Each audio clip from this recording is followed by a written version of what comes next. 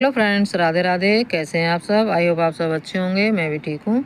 तो दोस्तों, कुछ दिन पहले मैंने आपको ये अपना कॉक्सकॉम का प्लांट दिखाया था। कितनी सुंदर फ्लावरिंग इस पे हो रही है और ये 2 कलर में है मेरे पास।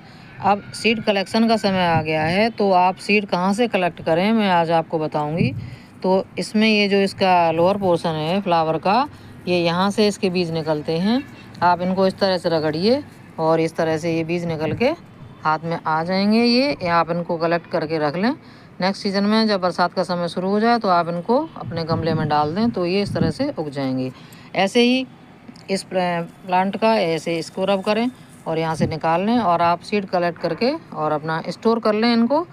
और उन पर जानकारी के लिए नाम लिख दें किसके बीज हैं ये। तो आप समय आने पर जुलाई में इनको डाल दें मिट्टी में, तो ये अपने आप ग्रो कर जाएंगे और इस तरह से आपके गार्डन में भी फ्लावरिंग करेंगे। जानकारी आपको कैसी लगी? मेरे वीडियो को लाइक कमेंट शेयर ज़रूर करें। Thank you.